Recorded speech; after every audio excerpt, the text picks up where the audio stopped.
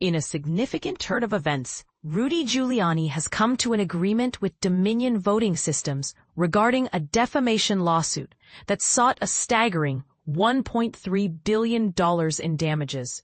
This lawsuit stemmed from Giuliani's unfounded claims about election fraud during the 2020 presidential election, which he promoted vigorously.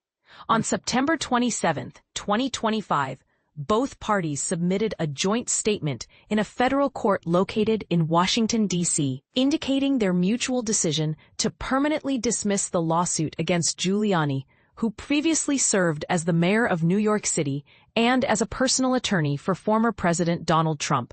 However, the details surrounding the settlement remain undisclosed, as both sides have opted for confidentiality. A spokesperson for Dominion confirmed the settlement to CBS News, stating, "The parties have agreed to a confidential settlement to this matter, while representatives for Giuliani have not provided any comments on the issue."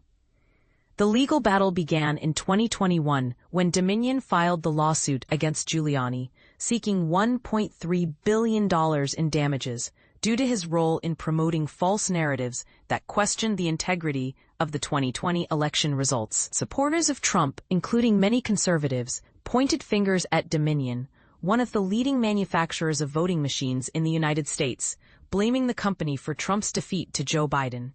They made unsubstantiated claims that Dominion systems could be easily manipulated, particularly in Georgia, a pivotal state that Biden won, which ultimately shifted control of the U.S. Senate. The conspiracy theories that proliferated following the election not only created significant challenges for Dominion, but also eroded public trust in the electoral process.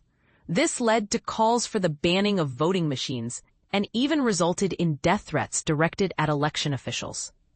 Notably, investigations led by Trump's former attorney general and others found no evidence of widespread fraud in the election.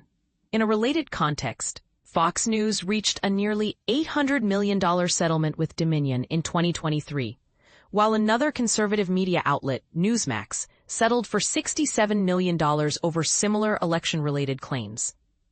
Giuliani's lawsuit was primarily based on his public statements made across various platforms, including social media, conservative news channels, and legislative hearings, where he alleged that Dominion had conspired to alter votes in favor of Biden. This lawsuit is just one of many legal and financial troubles that have beset Giuliani as a result of his involvement on promoting election conspiracy theories. Earlier this month, a judge in New York ordered him to pay $1.36 million in legal fees.